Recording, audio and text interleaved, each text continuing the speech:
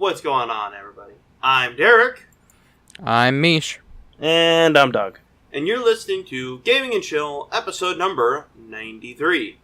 Today we're going to be doing something a little bit new. We are closing in on episode 100, and we realized that you've gotten little bits and glimpses into our lives, but, we're wanting to go into a little bit of a life story. So today we're actually getting ready to know Meesh a lot better. So there will be some simple yes or no simple questions, and some Ask Reddit stuff, and everything, and then we'll do a little bit of news. But before we get to that, this episode is sponsored by Humble Bundle. Thanks, guys. Our partner for this week's podcast is Humble Bundle. Humble Bundle is an online digital store that sells some of the most popular games from the most popular game developers. But that's not all. They also offer bundle deals that change weekly and monthly that allow you to pay a designated amount for a collection of games or ebooks that can often save you hundreds of dollars. Humble Bundle then donates portions of its proceeds to a featured charity. In addition to this awesome business model, they have also partnered with us so we get a small portion of any purchase or donation through their website. All you need to do is go to our website, scroll to the bottom of the page, and click the Humble Bundle partner. All right, I'll just go run down. I was born. Thanks, Humble Bundle. As we all were. You guys. Yeah, a little bit later than everyone else on the channel. I'm the youngest member of the channel, kind of team, by about 4 years, which is kind of cool. I mean, I of course don't have the experience everyone else has, but I definitely have the personality. But I was gaming at a young age. My brother was always kind of the gamer in the family just because he was the older brother. And so you guys didn't really have to deal with that. But I was making an age joke there. Anyways, so he would always get more of the attention on getting games. So he would have first say, and then I would kind of get to agree with him or get to play the game he picks anyways. That all changed one Christmas when we were like, we can game the system. I'll get a game for you, and you'll get a game for me, but we'll pick out the game and just tell each other what to get, which is the wonderful way to get gifts for people. I'll tell you that much. Oh, yeah. Because if they just tell you what they want, then you just get them that. They can't be sad. So that Christmas was a Christmas when I got Combat Evolved, the first game of the Halo series. Ooh! The original one, too, not the remastered version, not anything, the Halo Combat Evolved for PC. And it was back when you still had the discs. Oh, yeah. So, it was great. I played through it, easily 6 times within the first, I'd say 3 months that I had it. And then I was just like, from that point on, I was like, I enjoy video games much more than I feel like I get credit for. So everything keeps going. We never had an Xbox, PS4. We didn't have a console until the Wii came out in our house. We had those little joystick boxes that you plugged into your TV. Oh God, I hate those. And I mean, some of them, Pole Position was on one of them. That's a great game. And Dig Dug, some of the classic series. But it just kind of got to the point to where once we got the Wii, it was like, okay, so there is another world. But we kind of just focused around handheld games. So I had the original Game Boy Advance. I had the original DS, DS Lite. I never got into anything other than Nintendo, really. But a Game Boy game that I really enjoyed, and I actually just repurchased recently, was Metroid Fusion. Great easily game. The best Game Boy game ever. Right next to Rocket Power, Dream Escape, or something like that. But no, that's an entire lie. So Rocket Power is a trash game. So are you saying that Fusion is better than Zero Mission, in your opinion? Yes, 100%. Okay. Zero Mission's a close second, but Fusion is definitely, I would say, the best game to play on a Game Boy Advance. Some runner-ups are Zero Mission, or if you get the Mega Man games. The Mega Man games are pretty fun on Game Boy and such. Oh, like the Battle Network games? Yeah. Oh, yeah. Those were fun. Mm-hmm. That, did you ever play Final Fantasy Tactics Advance? That's another thing I have to admit that I've done that nobody else on the channel has done, is that's not played Final Fantasy games. I've never once played a Final Fantasy. Is that a personal choice, or availability and, of course, I didn't have consoles. And then whenever I wanted to get a game, it was oh, well, this new Halo just pops up, or this other thing pops up, whatever. And so it was never just one of those things that I wanted to go do. Same with Kingdom Hearts. Like, it was something I always wanted to play, but just didn't have the wherewithal to play it. And so... That yeah. I understand. Yeah. But yeah, and then, like, on DS, that's when Mario Kart and everything started really getting big for me. So that's following it down. I never got a Wii U, but I got a Switch, so I kind of skipped the Wii U and the handheld saga. That's okay. You didn't really miss much on the Wii. I know. But yeah, that pretty much brings it up to, I grew up in a small town east of Indianapolis called Greenfield, Indiana. I liked it there because my family was there, and there's kind of that heritage of, like, that's where my parents live, so I still have to kind of like it. But it's one of those towns you don't stay in after you get old enough. Like, 18 years is plenty enough to live in that town. So then I moved to Louisville to go to school. And that's 4 years ago. 5 years ago, actually, like today. No, 4 years ago today. Wow. Or maybe that's a week where it ago. all I'm not started sure. downhill, right? Yeah. And that's actually where I met Sam. I met Sam my freshman year, and it was cool to meet him and kind of get to know him through school first. And then we figured out that he was a really cool, or I figured out that he was a really cool guy that, like, enjoyed gaming. And his in-laws actually kind of adopt me as I don't want to say like a stepchild, but they definitely are much more kind to me than I deserve someone else's in-laws to be. And so I really appreciate Sam and everything he is. And then I met Doug and Derek through Sam. Sam and I had the Villians, which was like the villains, but with Louisville, like the Ville, that. And we didn't really have a base or anything to go off of, and it was a good idea at the time, but it was just kind of one of these things that Sam and I was like, let's go do this. And then he knew you guys, and so through you guys, that's how it ended up happening onto the channel. I feel like it was kind of a thing where Sam was invited, and then he didn't really want to leave me behind. And so that's how that all happened. But yeah, still kind of working through school. I have the light at the end of the tunnel. I'm just hoping it's not a train or a cliff. It is. It depends upon how much debt you have already. Yeah, we've already gone down that train this week, Doug. Yes. I still go back to that post and look at it and slightly cringe, knowing it was partially my fault that you ended up posting. Wait, what? So I was the one who tipped Doug off on that quote from the school we graduated from. Oh, right. The one I responded to as well. Yeah. Sometimes, like, you say something and then you're like, I should not have said that, and multiple movies have that as a plot line, especially Harry Potter. Yeah, right. And so I had that moment entirely over the past week now. So it wasn't that bad. Yeah. But yeah, that's pretty much my story. I purchased my Xbox probably about a year ago. Although I did use other people's Xboxes between the time I didn't have one to the time I did. And I built my own gaming computer back in March of 2013. 2017. I don't know what I'm saying anymore. 3 plus 7 is 10. That's where I got that.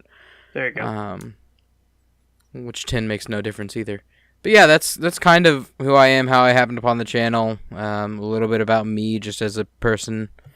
I do a ton of stuff that I probably shouldn't focus all on. Like, I run a vending machine. I work for a church. I work for the same place Doug works for. I do whatever I want to in terms of projects and other things. For instance, I punched the queen in the face yesterday. Go on. No, correction. I punched the queen's face out. That's a better way to say it. One of Doug and I's co-workers, and Sam's co-workers, went to England a couple weeks ago, and she brought back a bag of coins. And so I was trying to turn it into a ring, and one way you make a ring is you can actually just use a press to punch the queen's face, or just the center of your coin, out to where you can bend it out better and make a coin ring out of it. And so that may be content later. I just have to perfect the process. and do all that. But yeah, I punched the queen's face out, and I just enjoy the fact that I can say that. Dear, what is it, MI6, whatever? There's the title. Punch the queen's face out. Nice. Yeah. I don't have video of it. I don't have proof that I did it.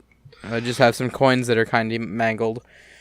But yeah, it's just one of those. I was heavily involved in the maker movement when it was big, and I still continue to be involved in it.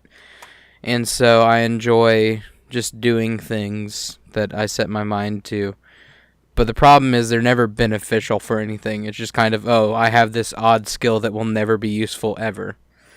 I mean, that's kind of like me buying RPG books. Oh, I'm never going to play this. Let me just go ahead and buy it anyway. Well, yeah, I mean, any type of book that you buy, unless it's for school, there's really no reason to buy it. Oh, even for school, I never used them. Yeah. No, I didn't either. But yeah, I also really enjoy the arcade side of gaming. So like, I'll go to number one. I've said this multiple times in the past podcasts. Dave & Buster's is coming to St. Matthew's Mall, and so I'm super excited about. And Round One is coming to Jeffersontown Mall, down on the south side by you, Derek. And so there might be some arcade stuff as well that I'd like to end up doing eventually. But yeah, Doug and I made the comment one time at work that I was like, I really just want to go play a coin pusher. And Doug was like, me too. And I was like, well, joke's on you because I'm actually going to go do it. Yeah, I never do anything. But yeah, I'm kind of a jack of all trades but a master of none. Except I could very easily become a master of a few things, but I'm just too lazy to actually continue to do it. Honestly, I mean, this is going to sound strange. When I think of you, I don't think of, like, a gamer, per se. Like, I think of Derek, oh, definitely a gamer. Definitely. Like, I don't think of you as a gamer, more like a creator. Almost like, if left to your own devices in a shop full of tools, you will build the end of the world via a robot.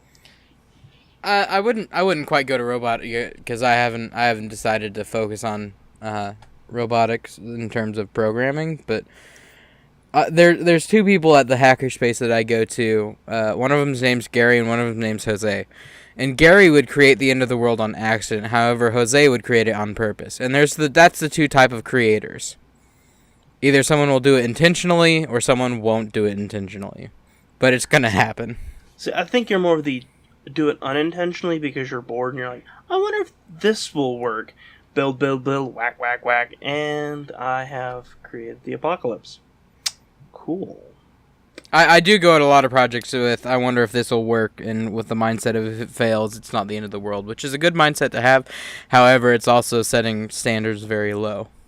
Like, I still, at work, you've never seen it, Derek, but he has a circular, like, I want to say it's a fidget spinner. It's closer to a fidget spinner than anything. But it has, like, 4 gears in the center of it. And they all surround one gear, and like you can just sit there and hold the middle and just spin the outside, and it makes this satisfying gear noise. It's a planetary gear bearing. You can find it on Thingiverse. I didn't design it. I just printed it. But it's so satisfying to play with. I think I've seen one of those. You probably have. I mean, I'll print things for people if you want one. But I just have to get my 3D printer working again because I haven't used it in a while. I'll take it. Nice. Yeah, you have a desktop 3D printer, correct? Mm-hmm. Yep, don't you also have those little pen ones too? Yeah, I actually was using... I used the 3D printing pen to do the eyes on that shark that I have on my desk. Nice. But yeah, I have that just for little things that I can just do. I got one for birthday or Christmas a couple years ago. Like, I haven't used it a lot because obviously there's that, I'm going to build this, and you're like, okay, maybe I'm an idiot, I don't know how to do this. And so just like, well, I don't want to waste filament for a while. But I might try to pick it up later this week. Yeah, I mean, if you want to replace a command strip, it's a great thing to have. There's never really any super useful things to do with 3D printers until it's like a impulse thing. Until you buy like an $800 one, you're like, and I'm building everything I need. Right, yeah. I mean, if I needed to build a container to hold screws, I could do that. Or if I wanted to make like a 2D version into something 3D, like if I wanted to, for Derek's birthday, which is already passed, which is why I'm giving myself a year buffer. If I wanted to make a just like an 8-bit flat character that you use as a bookmark, I could use that 3D printer, or I could use a 3D printing pin. And it's one of those things that it's good to have around, even if you don't use it every day. It's one of those things you have in your house, and then 3 years later, someone's like, "I need this done," and you're like, "I have a solution." Validation. It's kind of like having an HDMI cable sitting around. Someone's like, "Oh man, I forgot to get an HDMI cable for the Xbox." I don't know how many player. times one of my roommates comes downstairs and goes, "Hey, Micah, do you have one of these?" And I just rummage through a box and give him 2 of them. Because I'm sure you have a box of cables, just like oh yeah. cables. Well, actually, I have those cartons that you can normally buy like glass Coke bottles in. Yeah. Like the cardboard cartons, and you can buy beer in it as well, but I didn't get it from beer. That actually does really good for organizing and holding cords. You know, I looking at it, like thinking about it, that totally makes sense. I probably would have never thought that. You like fold them up, and yeah, it works really well. And so that's my cord caddy. Nice. Is that like the desk bucket? Yeah. Okay. We'll just say yeah on that one. Cool. But yeah, in the future, I hope to do more making and more content in making, or at least trying to get more on the backside of actually producing things. Because right now, Derek does most of the editing for everything, and he also streams, and he has a full-time job, and he has a kid. And I have a cat. And a lot of the, as of recently, a lot of the recorded content we have as well. Yeah. See, here's a lot of my problem. This is gonna sound surprising. I don't have a lot of interest in being like on camera. I like creating the notes for the podcast because like that's something I can do in the background. I'm not a camera personality. I like being support staff. Like if we were, you've watched My Hero Academia. We've all have. I would be in the support class. I definitely would not be a hero. Put me in the support, and we'll build some babies.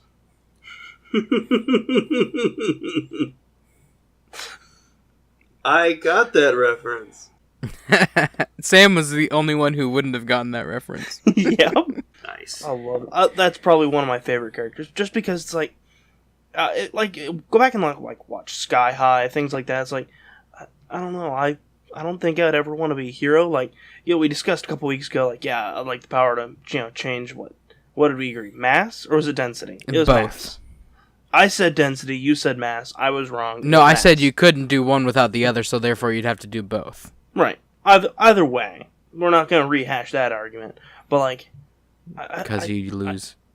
I don't want to be a hero. Like, I do, but like, not like All Might, who's just like, I'm a hero, ha ha ha. It's like, dude, let me just. You want to be Toyama, who has the naval laser. That is somehow useful, but at the same time, you're like, I'm not a hero. I don't know how I got sorted into this class. I would be I would be like Neville Longbottom in Harry Potter. Just like, I'm there, and like, there's a few occasional moments where I'm just like, dude, that was pretty BA of you. Wow. Clap, clap, clap. Quick story from yesterday about how, there's really a situation I could have got mugged. So I went to GameStop to go make sure I had Monster Hunter and Destiny pre-ordered, which, super excited for Destiny. That's a topic for a different day, though. And coming out, guys standing by a car with a cart full of, like, cases of soda and stuff like that. I was like, hey, man, do you got a phone? I'm like, yeah, what's up? He's like, well, my cart from, like, Pick Pack was taken. Pick Pack is, like, a super, like, crappy dollar store. That if you find yourself in life going to Pick Pack, that's a really sad time in life. But he had a cart from there because they didn't have those, like wheel locks. And so he went to use a Kroger, and was using a Kroger cart. And he's like, yeah, someone took my cart, and I can't take my groceries back home. And so, like, it was one of those moments where it's like, I could have said, nah, I don't have a phone. And, you know, knowing the area I live in, that would have been, like, a fair assumption to be like, nah, I'm not in a great neighborhood. They're gonna, like, grab my phone and dash off. That's not even their groceries. Or whatever. Or I can let them borrow my phone, and they'd be like, well, see ya. I was like, where do you live? And he's like, oh, just up the street. And he listed the exact, like, where exactly he's at, like, but I'm not gonna share that because that's just too creepy. And I'm like, you want to ride?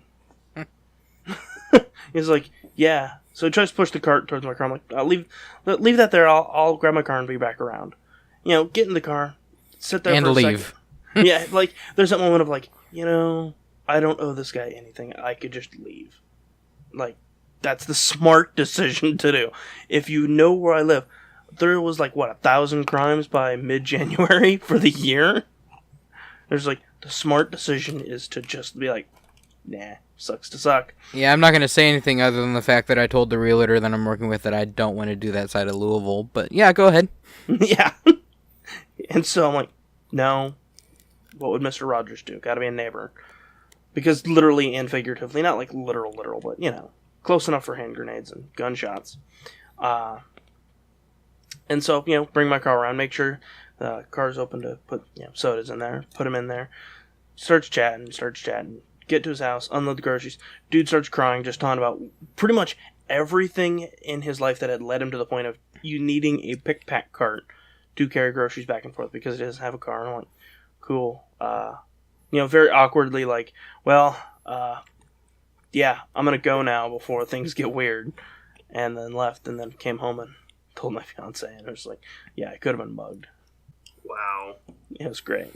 It was great. What would Mr. Rogers do, and what would Uncle Iroh do? Right? But it was just one of those, like, that, you know, that's not an All Might move. All Might would have been like, let me buy you a car, if that makes sense. All Might would have been like, here, take this, and give him a piece of hair. Jump on my back. Hop on my back. It is okay, because I am here. Eat this. If you think about it, All Might really doesn't have much going for him. No, not really. Like, he's just super strong. He's basically the Hulk, but nice. He's a Japanese version of an American superhero. He's right, Japanese yeah. version of Superman. But in the show, he's even American. Yeah. Actually, he's not. In the first episode, they go, it's the American. No, he totally is, because he says, in, like, the intro well, which episode was it? Was Basically, it 1 or 2? No, and when he's going to defeat, the guy who created One for All. Oh, right. Yeah. That guy. Or All for One. Yeah, whatever. Yeah. He's flashing back, and he's like, I came here because I wanted to help people. And when he's talking to his mentor.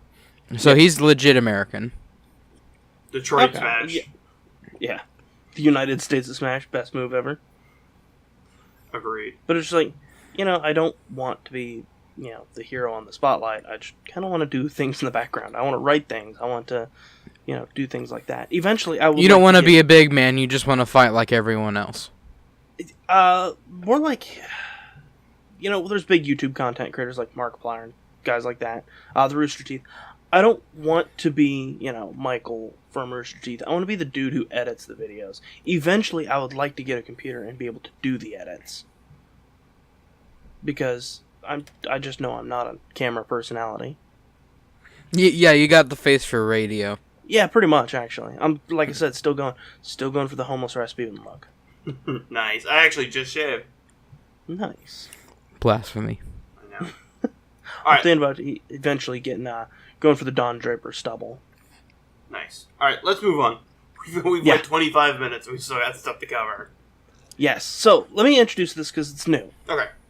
Okay. So, we're just going to answer yes or no to the following questions. No explanations. And then, after we answer all the questions, then we can kind of talk about what that was. Sounded good? Meesh? Yes. Okay. So, lava in video games, yes or no? No. Spiders. Derek, yes or no? Oh, I thought it was just for Meesh. My bad. Yeah. No, it's everyone. Sorry, I missed it. Spiders. Yeah. I'm reading the question. Spiders. No. Yes. Mute protagonists. Yes. Derek. I can't believe you did. Nice. I was going, geez, you guys are taking a long time on the uptake of that joke. No, I got it. I just wasn't going to say anything. Yes. I was just like, well, I know that we have network connectivity issues, so I'm like, maybe he didn't hear me. Yeah, no. Next one. Yes. Have you or a loved one been diagnosed with mesothelioma? No. Not that I know of. Boomerangs. Yes. I don't like the criteria of yes or no. I'm gonna go yes, but with certain restraints. Okay, we can discuss the restraints afterwards. Vague, ominous guys meeting with the king. Yes. It's kind of like forced medicine, so yes. I mean, so, by the sounds of it, lava in video games, spiders, boomerangs, and vague, ominous guys meeting with the king. I mean, it sounds like we generally just say no, because we said no to lava, no I to did. spiders. I said yes. Yeah, we had a disagreement on a lot of them. Okay, so, we're 50-50 on Legend of Zelda Ocarina of Time. Oh my god, that everything but mesothelioma is Ocarina of Time. Yep, that's the point. Oh my god, I can't believe I didn't pick that up. I already knew it because Doug talked to me in the middle of the week about it. So, what's your criteria? All right, let's go back to the beginning and why yes or no. Why lava in video games? Your yes or no? I said yes. Mostly because it just provides an extra challenge. A lot of games that have lava, you're pretty understood, like, hey, this is what you're supposed to do. Except, I think one of the only few that I can think of is Metroid, that you eventually get a suit and it's like, it really doesn't do anything to you. To me, it's like a really cool environmental hazard that can be mitigated later in the Alright, so I said no, because personally, lava in video games has too much variation. Now, specifically, I'll use one example. Side-scrolling Mario games. You touch the lava, it's an insta-death. No, regardless of how many hearts you have, regardless of how much power-ups you have, it's an instant death. Yeah. However, 3D Mario games, Super Mario Galaxy, Odyssey, I can't even 64. You hit the lava and you bounce and run faster. So it's the inconsistency. It's inconsistency in that one specific game series.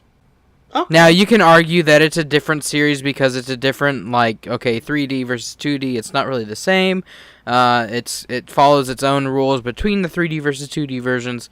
But it's still, I still feel like it should have been the same. And it's not just lava that causes insta whatever. For instance, in the Half-Life series, it's that toxic waste stuff. It functions like lava does in other video games, but you can, it still gives an obstacle, however you can overcome that. So, in the Metroid game, yeah, you have lava that you can't go into. However, eventually you can, and it opens up very needed parts. However, it keeps you from going in those parts until you're ready to.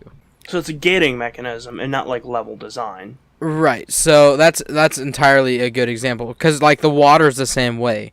You get the Varia suit, and then you get the gravity suit. As soon as you get that second suit, you can do whatever you want to in the water. And so you're building up to where you can use, not only, you got this suit, but you also have the speed boost, and you can go into the lava. So you can speed boost through the lava now to get to another area that you needed to go to earlier. I dig it. But, it's just, I don't like the variation of lava. Lava in video games is obviously the first step to go in video games. Because everyone's, like Derek said, everyone knows lava bad. Yeah. But it's the variation in the regulation of what the lava does is my issue. I dig it. But a little behind the scenes, lava in video games used to be water levels in video games. But we're not answering yes or no to that one. Spiders. So you said no, correct, Derek? Yeah, no. Why is that? Just the webs. You walk into it, you suddenly start doing kung fu, and it's whatever. And the spiders, they're just always skittering around, and their bites are more painful than just a standard bug. So it's just I'd pass on spiders. If they're outside, I have the rule of if they're outside, they're fine. If they're in the house, they die. So they're kind of like my theory on velociraptors. In theory, I'm fine with them as long as they're not in my personal space. Yeah. Like, it would bother me none if velociraptors are running around on, like, the Serengeti in Africa. Mm-hmm. That would be cool to see. Exactly. David Atten. Cecil the Velociraptor. I just imagine David Attenborough talking about velociraptors. Alright, so what did you say about spiders? I'm okay Meesh? with spiders in video games. Or is it spiders in general? Because I'm also okay with spiders in general. Spiders in general. Yeah, so either way, I'm cool with them because they take care of the other bugs I don't want to deal with. Right? A well-placed house spider is way better than, like, a can of Raid. Mm-hmm. Like, I'll talk, like, if there's a spider in my shower, I'll be like, okay, you got about 6 minutes before I need to take a shower. If you're not gone in that 6 minutes, this is your eviction notice. You die. You drown. Spider, buddy, you got 8 eyes. That means you're gonna see me taking a shower 8 times. I suggest you And then skedaddle. I'll definitely do the water bending thing with the water running down my arm, and then I'll cast death on it, because I gave it its chance. Right? I also worked outside for 2 summers, so, like, spiders are a necessary evil. Yeah. So, mute protagonists. I said yes. I also said yes. It lets you fit into the character. So, like Master Chief, like Halo. Master Chief, Sweet Chrono callback. Trigger, Pokemon, Zelda. GTA. Yeah, GTA. Online. Mario for a while. Yeah. Go ahead. It lets you fit and put your personality. You're the character. They're not your avatar. It's your character. And especially in RPGs, it lets you make that decision. It lets you basically fill in the dialogue to a question that the king asks you. Everybody okay? I think I don't know if we're okay. Okay. I hear coughing in the background. I know. Okay. So, do you think video games have suffered since getting voice-acted main characters? Yes. See, it's different. So, for instance, Mass Effect Andromeda. Regardless of who you picked, it had a voice. But you could still make it your own. And there are plenty of other games who have main protagonists that are vocalized that are fine. And there are plenty that are not vocalized, like we said, with GTA Online, Destiny 2, you never actually speak, it's a ghost who speaks. But it definitely lets you put more of yourself, like you can own it more. Yeah. For instance, reading a book and then watching it in the movie, that's not how I imagine them hearing it or sounding. Or when you only like Penguin Zero, another YouTuber who's huge. Well, he does voiceovers for things like videos like he does like the what is it, Vance whatever with Green Gobbler. He did the voiceover for that, but then I saw a picture of him. He's nothing like I expected him to be. So it kind of ruined the illusion of who he was. And I think that's a risk if you add a voice to a protagonist. But like I said with Mass Effect Andromeda, it kind of fit because you wanted to hear that. Yeah, I mean, different games have different things. Like Destiny could have used a voice. I wouldn't have minded. But, you know, I want to say I play it for the gameplay, not for the storyline. But I'm not going to lie to you guys. I've been getting way into Destiny in the storyline. I read it for the articles. Yes. Which, fun fact, for a couple years, they did try to go with articles only, but by then everyone's like, yeah, right. And so they just never got off the ground. That's a weird thing. Was that a cat attack? Yeah. Nice. Yeah. Cool. Definitely can tell our podcast is recorded in houses. So, the one that's always going to remain for every yes/no question is, have you or loved one been diagnosed with mesothelioma? Everyone knows that commercial, so we're not going to explain that. Nice. Boomerangs. So, I think I'm more interested to hear Meesh's opinion on why are you conflicted about boomerangs? Breath of the Wild, they're absolutely useless as an actual boomerang. 100% useless. If I'm going to range something, I'm going to use a bow. Because 9 times out of 10, when you throw a boomerang in Breath of the Wild, it's going to break. It's never coming back. Right. And that's the point of a boomerang. And then, like, other games, like, so, Four Swords, or Link in Time, it comes back. Yeah. And it's actually used like it should be, which is okay. But like any other game, boomerangs are just not popular enough to be actually used like they are, or should be. I'm going to agree with you, especially, like, one of the ones I had in mind was Secret of Mana's boomerang. It starts off as, like, a standard, like, Legend of Zelda, triangle boomerang, and eventually evolves into, like, the chakram, which is, like, a circular blade like Xena, Princess Warrior. And it's like, boomerangs in and of themselves, not interesting. But things like boomerangs, like the Tron discs, that's... Oh, yeah. Yeah. Which, technically, they aren't boomerangs because they have to bounce off something to come back. Captain America's shield is a lot like a boomerang on occasion. Mm-hmm. So you said yes to boomerangs, correct, Nick? Yeah. Just because boomerangs are awesome. Yeah. Really that said, well, if someone said, hey, here's $20, go buy a boomerang on Amazon, I'd be like, yeah, okay. I mean... I'll never use it. Well, I'll throw it once. That's the thing. I've actually, like, tried to do boomerangs. They're really hard to actually do well. Right? And that was after about 2 concussions, so trust me, I could throw them to where they came back, but they're super tricky. Plus, then you have to catch them. That's the part where I failed. Nice. So, vaguely ominous guys meeting with the king. I'm really surprised you didn't get that one, Derek. I didn't pick up on that one, yeah. So, you said yes to that, correct? Yeah. It's a nice story inclusion of, like, I think everyone can agree that, it's like Deus Ex Machina, so, like, it's gonna happen. Yeah.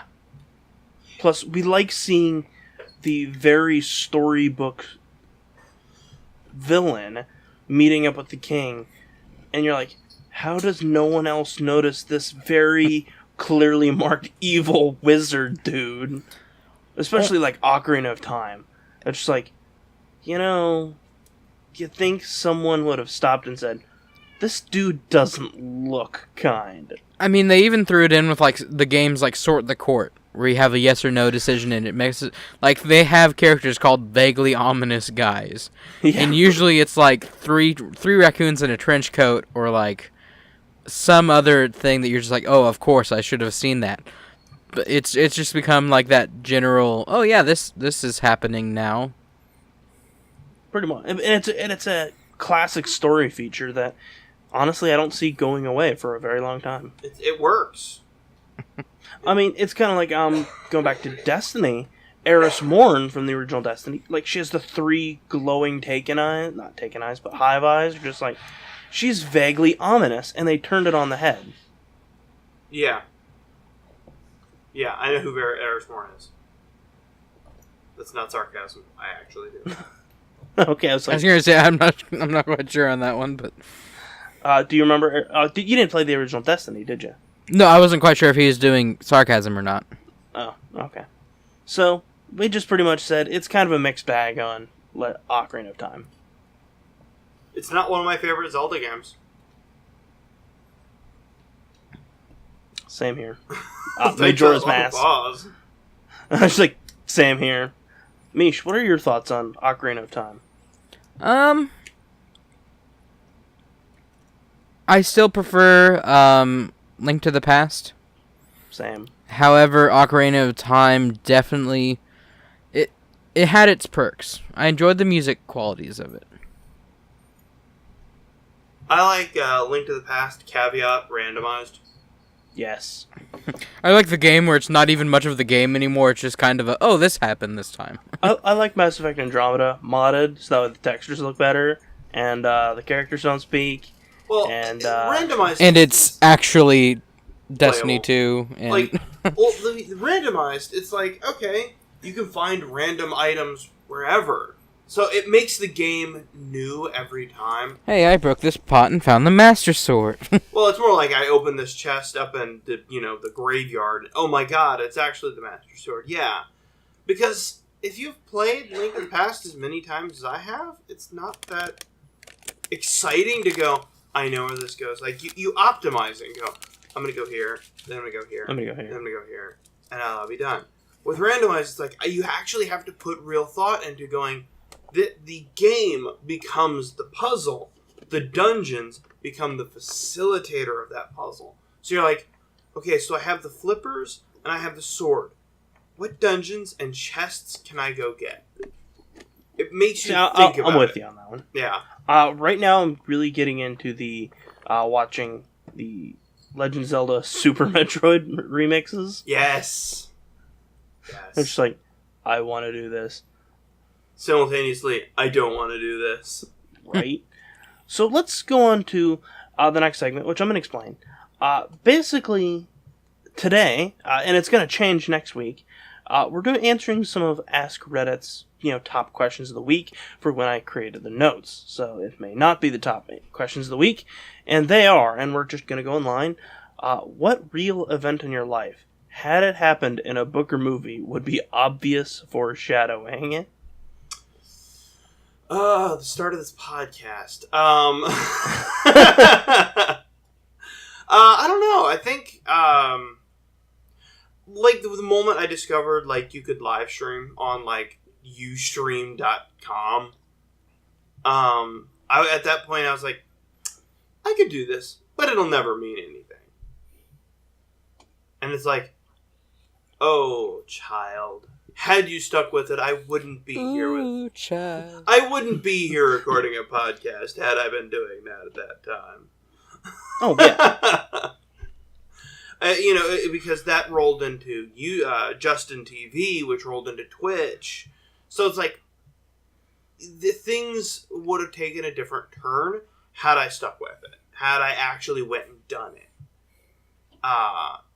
Then streaming blew up, and I could be sitting on $1 million. It's kind of like Bitcoin.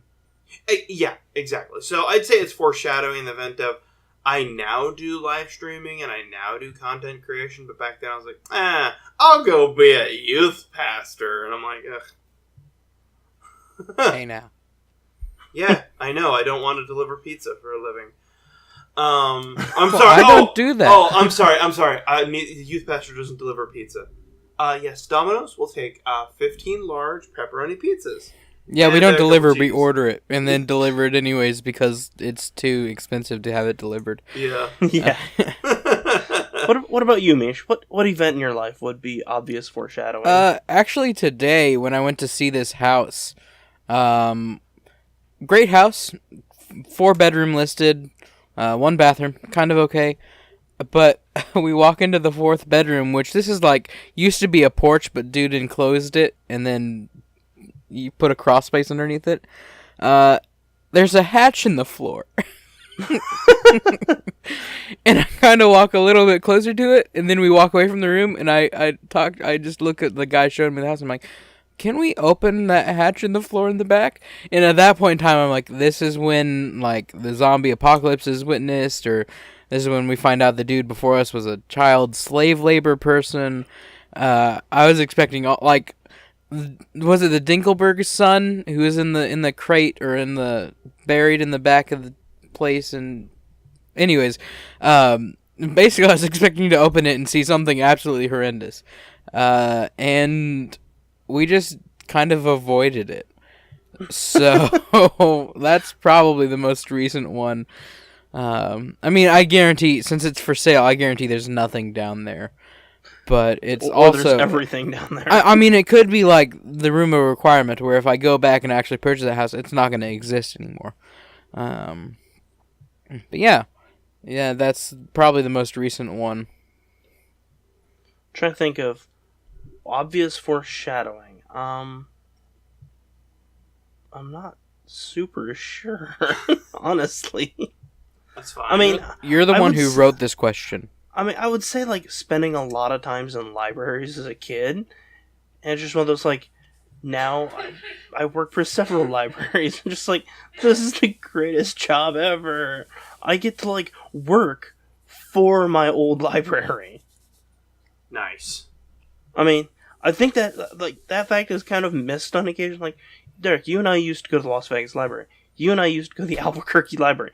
We've worked for those libraries, and that's so cool. Nice. Just like, Well, not anymore, but well, I mean, yeah. Nice. But, I mean, it's like one of those, like, this is the coolest for, like, it's not, like, obvious foreshadowing, like, obvious, but, like, every time one of those, I want to work in a library. I want to work in a library. I want to work in a library. Suddenly I work for libraries, and it's just like, this is cool. Makes sense. mm-hmm.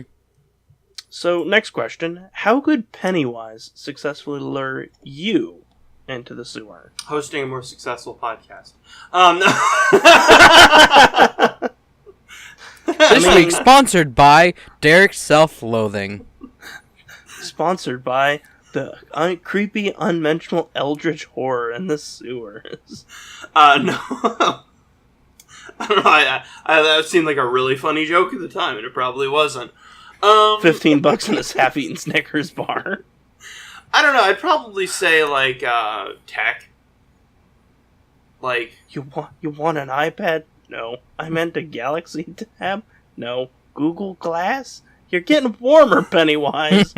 you're simultaneously getting warmer, and you have that? Anime waifu. Pennywise with Google Glass. Ha, nerd. As you walk away. Okay, Google. No, okay, oh god, I just activated my phone. Whoops. Yeah, tech. How about you, Meesh? Tacos. I'm listening. What's up? I like how I can still hear Derek's Google. Whoops. The only thing that would have made that last part funnier is if we heard the Google and then all of a sudden just a... We're good now. The robot uprising has been stopped. But yeah, tacos. Tacos would be a good way. Yeah. Yeah. Tacos are good. I was going to joke and say cold ravioli, but, I mean, I would do that for, like, a half-eaten Klondike bar. You do it for free. Yeah, that's the problem. You pay to do it. 87 cents every time. But, like, I don't know. How could Pennywise lure me into the sewers? Probably another Mass Effect game or, like, Skyrim, but for real, honestly. Unlimited Destiny 2 silver. Ooh, yeah, actually, I could really use some silver right now. Nice. Because I'm trying to get all the arc and all that glows for my solstice armor, and I don't have them all. Ooh. I know, right? That's like the saddest and stupidest, which kind of makes Pennywise the smartest thing, because it's just like, you want this thing temporarily? How about you come down and get it the easy way? He's like the Eververse of horror movies. Yeah, exactly. What news, Guardian? Alright, calm down, Pennywise. He's just dressed Alright. up as Cade 6. Hi, the Guardian. Well, I'm Batman. So next question. What real historical event, if it was the plot for a movie or book, would be called terrible plot design? The black lung that Kelly has. I will pass that along. Okay, so maybe controversial. D-Day. Okay. D-Day. Why?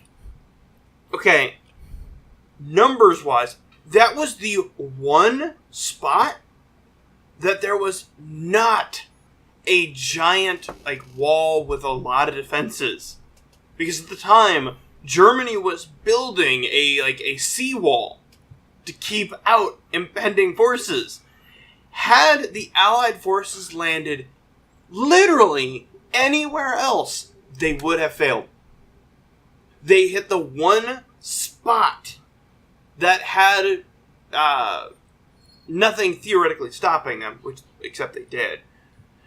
So they still fought through the weakest spot, and that is a decisive victory. It was a victory. I don't know that I'd classify it decisive with as many casualties as there was, but it was a victory.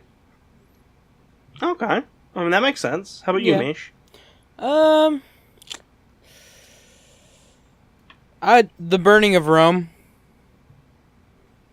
It was like, it lasted its time, and now it's gone. Let's bring on the barbarian. Well, it's just like, yeah, what should we do now? We just want to kind of do a Scorched Earth campaign. So it's Alright kind of then. like every SimCity campaign I've ever run. It's like, I've built a successful city. Tired of this. And alien attack. Yep. What's this, new Tornado DLC? Oh, please. 45 hours in-game to build this wonderful, masterful city simulate. Let's just throw a volcano in the middle of it. Surely I've quick saved in the last 5 hours. He did not quick save in the last 5 hours. Nor in the last 5 days. I think my terrible plot design would be either the assassination of Archduke Ferdinand the Great. It was just like, the dude failed to kill him, and then suddenly he's like, I'm gonna go get a sandwich. Screw this. And then as the parade, the car got off route, it came to a stop in front of the diner he was at, and he's like, here I go killing again. Well, might as well do it again. My other one was going to be just kind of World War II in general, and the villains of the World War.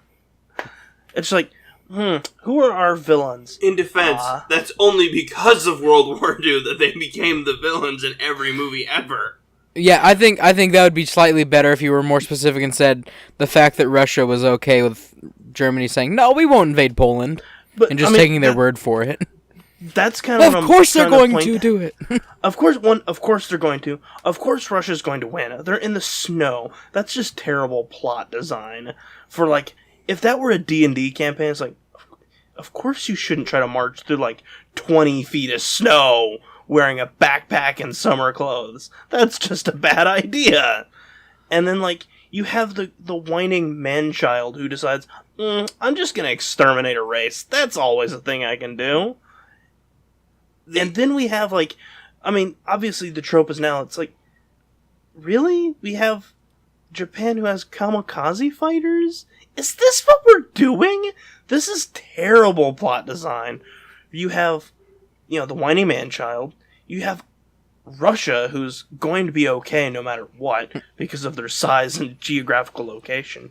And, you have the people who are built on honor doing dishonorable things. That's just terrible plot design. Well, my secondary choice was actually going to be Pearl Harbor. The Japanese picked on the one, read it again, the one target who could nuke them to oblivion. Why? So they did that. Yeah, it's like, why? I really like how all of ours were, really based super right there. Mine was 2,000 years prior, but the burning the burning of the burning of Library of Alexander. It had all the information in the known world. What happened to it? I don't know. Burned down. How did it burn down? I don't know. Just fire. we told him not to smoke on the job or within 8 feet of the doors, but It's like, what was in there? We don't know. E-cigarettes. Here's the thing, Derek. It's kind of like the D&D campaign we're running. How did the Winter Queen get down there? I don't know. No one knows. Is it written down? Oh, no, nobody knows. That's such a mystery. True. True enough. Okay, let's move on to some news. Shall we? Yeah. And these are just quick fire news. Yeah, just quick fire news. We're not going to go on into it. Paul Scheer's Galaxy Quest TV show is on hold. I'm sad about that one. Sam. Bandai Namco announces Dark Souls trilogy for PS4, Xbox, and PS4 and Xbox One. I'm happy about that one. And Overwatch Lego characters revealed at Gamescom 2018. Yes. Super excited about that one. Yeah. Mm-hmm. By the way, Meesh, you're into Overwatch. Did you see the new Diva cinematic? I did, and it was okay. I don't think it quite kind of shows who she's supposed to be, though.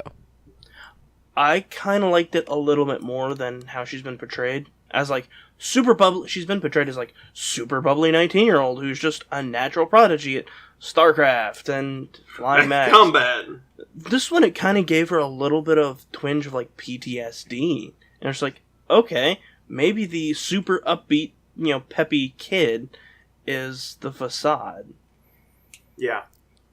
I like that it showed that she wasn't a spoiled rich kid who just likes expensive toys. It was like she actually had like a team, like comrades that she cared about, and that she was doing it not just for herself but for everyone. I liked it. It made her feel more cohesive, part of the team. Why she would join Overwatch? Are you excited that eventually they're gonna have to do a Hammond one?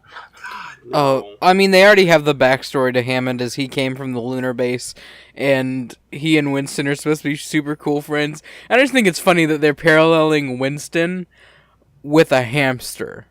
You do know that it's a parallel. It seems like it's Lilo and Stitch. Hammond is Dr. Hamsterville, and Winston is, like, not Jumba. Who is it? Bleakley? Not Pleakley. Who is the giant shark dude? Oh, Gantu. Gantu! And it's just like, I mean... I don't like the idea of Hammond at all. It's like, they're close friends! And yet, we haven't heard about the... I changed my answer to the real historical event that would be terrible plot design. The introduction of Hammond.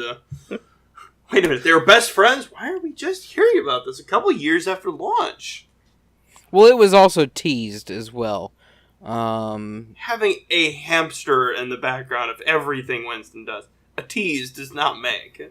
That's Nick saying, next we're going to have Reese's Peanut Butter as the next hero, because Winston's been pictured with peanut butter. I mean, it's natural. I mean, it makes sense. So Hammond definitely has a different playstyle, though. Not to go into it at all. But he's definitely a character that is a good addition. But it makes playing a tank more fun. That's pretty much all it is. Maybe I have to load it up and try it. See, hey, hit me up when you do. I like all the heroes. Like, I think Anna's a good character. Sombra is great. Like, none of the characters, except for maybe Doomfist. Like, I'm not a big Doomfist fan. He's really fun in Ultimate Mayhem, but that's about it. I mean, but, like, all the other characters have, like, a feel to them. And they play the way they feel. Like, Torbjorn is, a very... Did your cat take up throwing knives? Yeah. I mean, like, Torbjorn feels like a support character, and his story is a support character. It's not like he's a tank, but he plays kind of like in the background. You know what I'm saying? Like, his story is his character design. Mm-hmm. Torbjorn's support, so he's a support character. Brigitte is... Brigida. I'm not saying Brigida. I don't know. Yeah, isn't that the one that's got, like, Rocket Flail. purple skin and That's Widowmaker. No, like he got really mad at Goku once and Set up Frieza? No, it's Vegeta. But...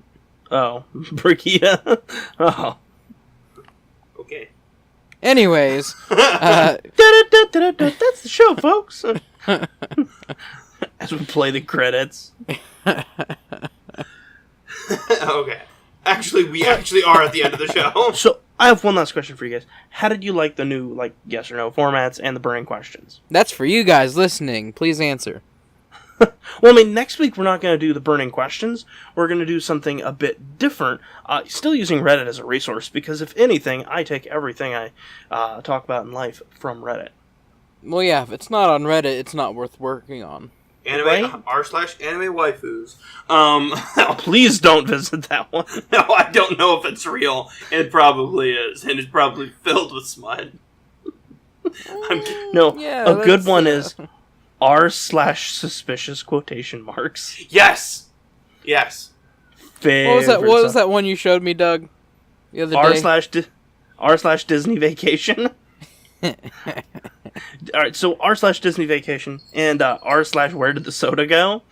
r/Disney Vacation is stupid, WikiHow pictures. Like, you go to WikiHow and look at all the stupid pictures, and then they change what it's about. Yes. Like, one is how to write a duck erotic novel, and the dude is thinking of ducks. Nice. I'm just like, what? Send me those later.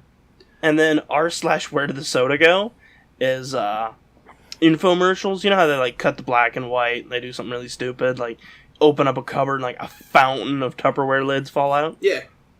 Yeah, it's kind of like that. And it's just like Anna opened up the dimensions to the door to the Tupperware dimension, something like that. A good one. This is how I'll end. A good one there is go to r/popping. No, don't. Do it. Do it now. Do it. You don't know what it is. I do know what it is. Anyway, that's the end of the show, folks. We just list our favorite Reddits. That wouldn't be too far from how it should be. Anyway, thank you so much for listening to this episode of Gaming and Chill Podcast. We appreciate it, and we'd love your feedback. If you like it, great. If you don't, also tell us. We want to know so we can get better. And be sure. And if you do have a subreddit that would be a fun game or idea, or just want me to see a fun subreddit, go ahead and tweet us. So that way I can like look Clicks at it. to Hitler. Oh, Clicks to Hitler's so fun. Yes, I love that one. Anyway, thank you so much for joining us, and I hope you have a wonderful week. Thanks, guys. And thank you to all of our listeners out there, because we really couldn't do it without you. We hope you enjoyed this week's Gaming and Chill podcast. If you'd like to know more about the podcast, follow us on social media, or learn how to support the podcast directly, check us out at www.gamingandchillpodcast.com. Also, be sure to stay up to date with Gaming and Chill by following us on Twitter at gaming_in_chill. Yes, that is gaming_in as in Nancy _chill.